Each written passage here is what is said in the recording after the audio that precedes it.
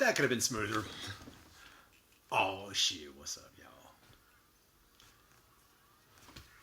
We're waiting on that song to fade in.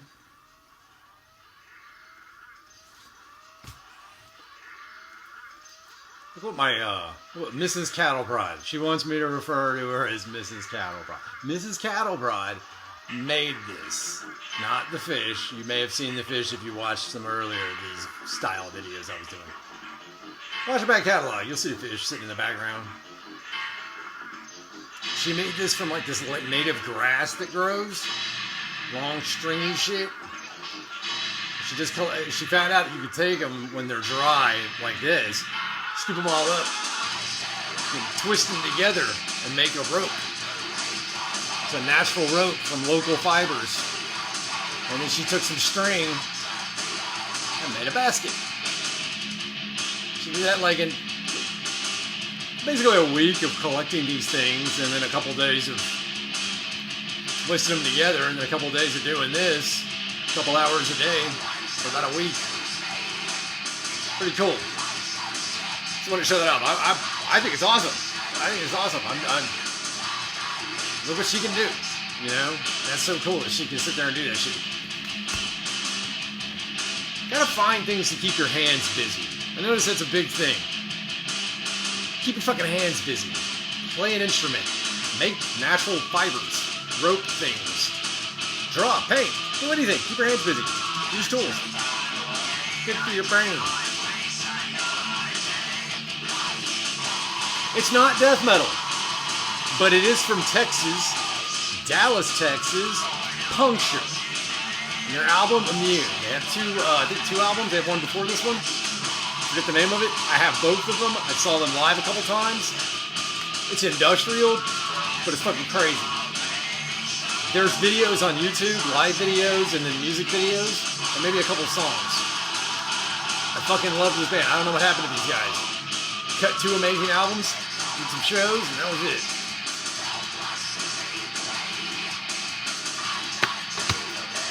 Damn, my shit's loud.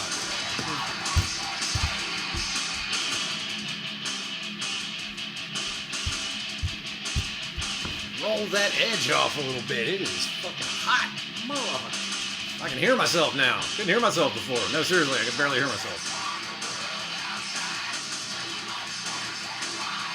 Let's read a comment. This is a great comment. Yeah, dude, read this one. Freedom on a Leash, 1776. Oh my God, 1776 in the name. Freedom on a Leash. I like Freak on a Leash from Korn. Korn was weird. Korn was weird. Korn was weird. They have some hidden symbols that make me very scared of who they really are deep down inside. And I just hope that it's not true. However, this day and age, I think some weird shit's about to come true. Freedom on a Leash, 1776 says, I genuinely love YouTube and its users. There's always some sort of idea or way of looking at things that's pitched in my daily life, and it's actually pretty good. I feel like I've read this comment before. I don't know. Yeah, no, YouTube, when it's actual people sharing actual things that can either be, well, entertaining.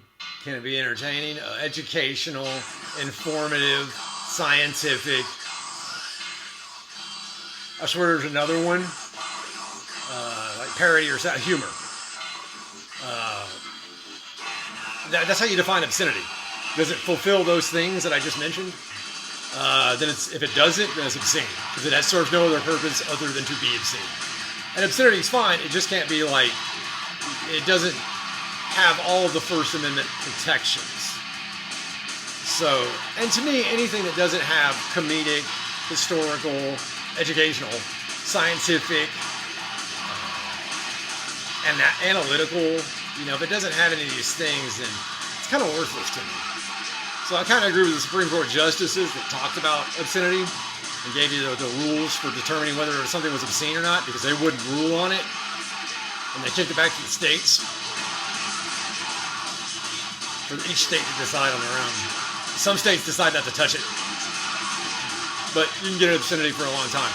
So yeah, I love YouTube for this reason too, because it allows a lot of us to come out here with ideas and experiences and share them with people that are like-minded, or in some cases, people that disagree.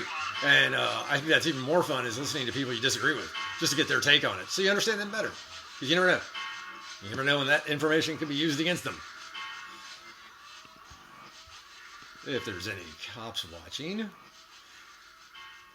I've got a lot of people doing this one. Slippery Mosquito. Yeah, you're in the comments all the fucking time, dog. Slippery Mosquito. How can I mentally come to listening to metal? Mentally come to... How do you adjust to it societally, musically? Is it just too much for you? I don't know. I don't understand your question exactly. Please give me some advice on how to get from the initial shove genres, from my point of view, to the most important thing, death metal. Oh my God. I'm not really sure what you mean, Slippery Mosquito. I hear your question. Death metal, I wouldn't say is the most important. I think it's just I like extreme music. Death metal just happens to be one of the ones that I find more fun. You know, you can do a lot more with it. And there's a lot of different variations of death metal. You know, you go back to your old 1980s death metal that sounded like thrash. We call it death thrash today, but it was death metal back then. And then you got brutal death metal and then technical death metal. Yeah, I don't know, man. Why do I like death metal? Because it does all that shit. What other genre is doing that? You know what I mean? Country music isn't doing that. Rock isn't doing that. Rock's just pop now. Country's just twang pop. Metal's real. Anyways, Slippery Mosquito, get back to me. Can you see if you can find another way to phrase that question? I'm not exactly understanding what you mean. Is it a problem of it being too extreme? You know, is it too heavy, too much for you, overloading your senses? Yeah, if it's that, just kind of elaborate on that. If it's not, correct me. Cubanate is what I'm about to say. Slippery Mosquito suggests Cubanate as an electro-industrial, distorted heavy metal guitars, technical percussion. That's why I had to play Puncture. Slippery Mosquito. Do you like Puncture? Is this... Well, he gave us Cubanate. Like, look up Cubanate. Gonna be straight up honest with you, I thought he was gonna say Puya. Or I thought this was gonna be music like Puya. Because that's a Puerto Rican band that I actually adore. Because it's island, it's heavy, it's like, it falls under new metal. But when you realize it's from Puerto Rico and half the lyrics are in their Spanish, that is considered Spanish down there because it's almost like reading Portuguese there for a minute. What is that language down there? Is it Spanish? I don't know. Puerto Rico, Puya. Check them out. Fucking badass. I should play them one day when I find those discs. I have them, but there's nowhere there. But he suggests Cubanate. So I was expecting something like Puya. I was wrong. A song called Oxyacetylene. Holy shit, I just had to fucking listen to that. I had to listen to that, like that one. That was cool. Skeletal. And that's a heavy fucking name, dude. Oxyacetylene, Skeletal. Those are badass names. And there was some good ear candy in a lot of these songs. Techno ear candy. Oh, that's heavy. Like this. To me, Cubanate was like Ministry, but Trent Reznor was on vocals. Like, the guy literally sounded a lot like Trent Reznor. I thought that was cool as fuck.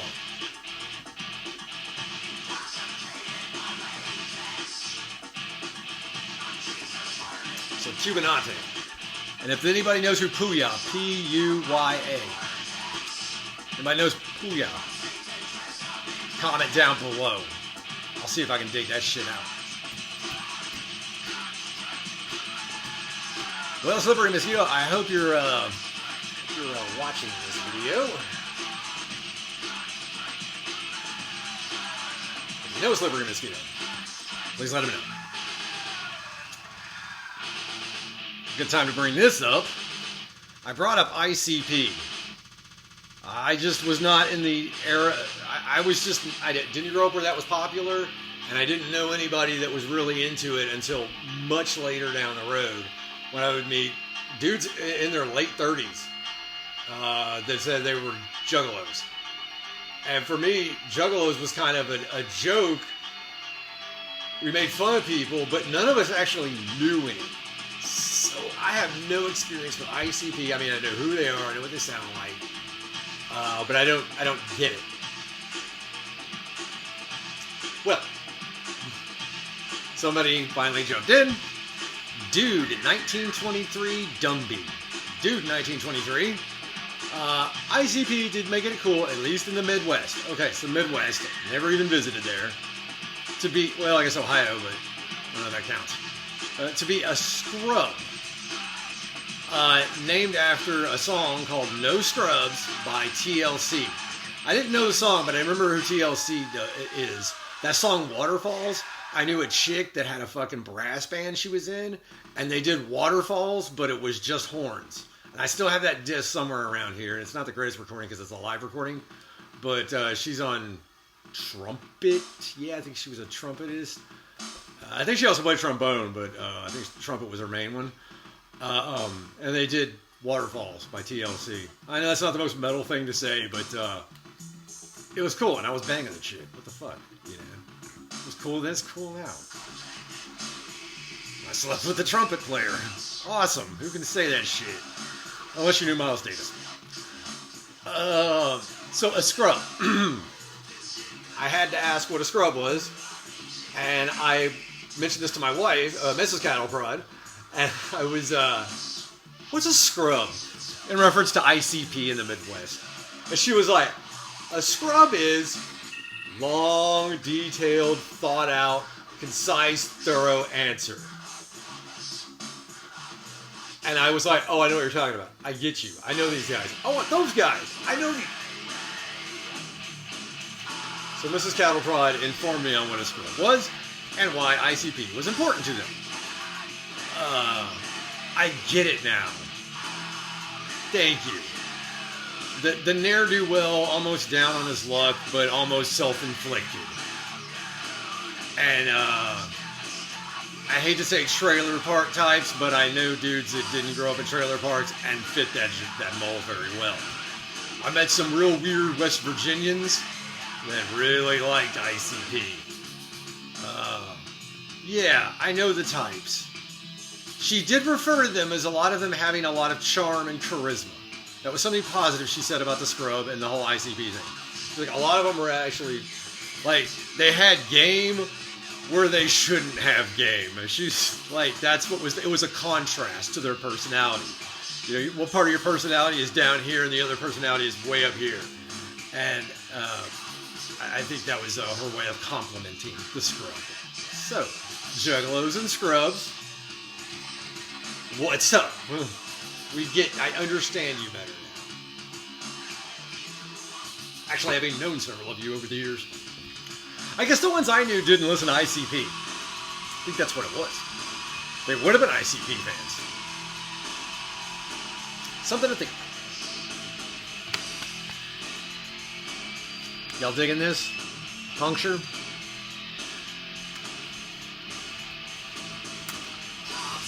Catch me.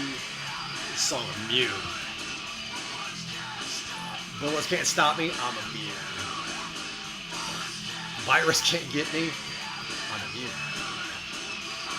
Then monkey can't spring me. I don't know, the lyrics got weird right there. This song's about him being a junkie, trading out his wife for drugs, and him not worrying about getting HIV. That's what virus can't get me. It's like, They had a great light show during this. Oh, it was so bad. Strobes and shit like that.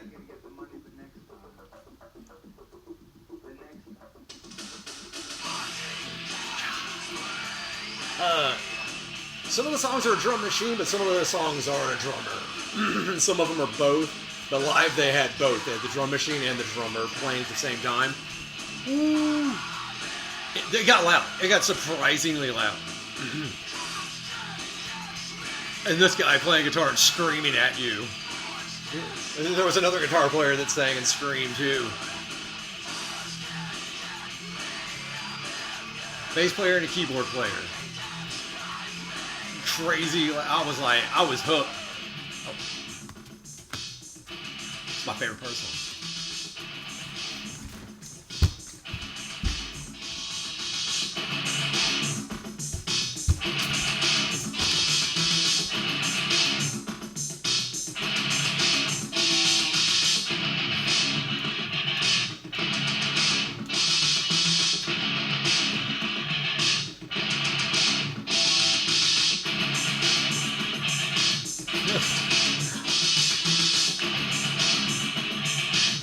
I don't know. I fucking love this part.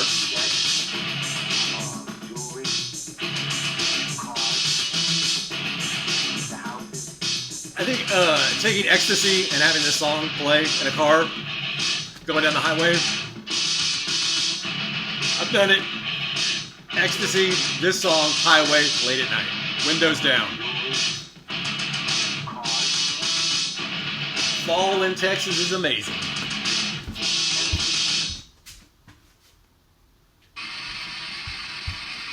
Hell yeah, hell yeah. It's probably why I love that song. Puncture, Immune. Comment down below if you want to know more about that, if you want to hear more of that. Let me know, let me know. Alright, we got Ricky Wild. Ideological Rot. That's why we made a metal song of it. Oh. Extreme people are the only sane people left. Yeah, his answer is ideological rot. Yeah, all of our ideologies are rotting. They've been made to be the fallacies that they are. They've been proven to be as faulty as they can be. And all of our ideologies, all the way down to our currency systems, are collapsing around us. Our infrastructure, our relationships, everything is falling apart. And I could not be more fucking happy. This is the greatest time to be alive. When you watch a multitude of systems collapse, imploding on themselves because of their ideological rot. It is a good day.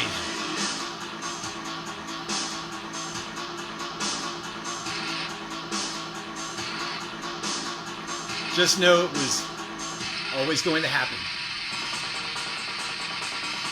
There was nothing that could stop this. Nothing at all. The part that's going to hurt you the most is when you realize it didn't have to be this way. We could have fixed this a long time ago. But some people with their ideological rot couldn't let shit go.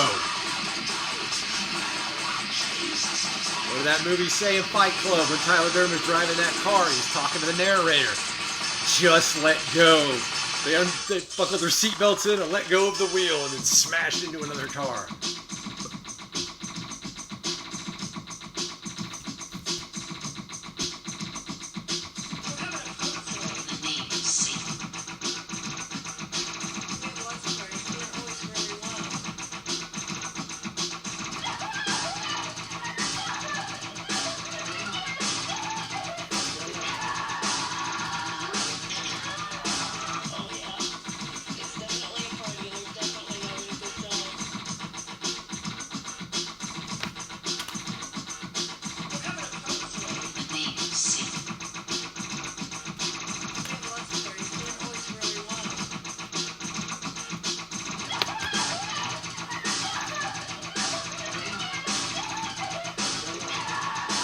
There's a sample on this album of Phil Anselmo saying 1, 2, 3, 4, which is the opening to fucking Hostile, I think. But there's a sample of Phil Anselmo in here, and it's hilarious.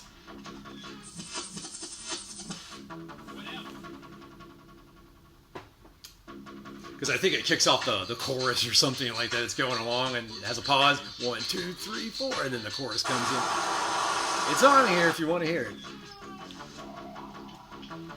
Alright, we're at 20 minutes. We're going to close out on this song Kilogram right here.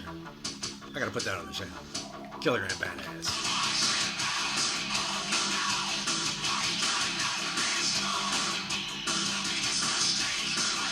Alright, y'all. Cattle Pride. Appalachian Warlord. See you next time.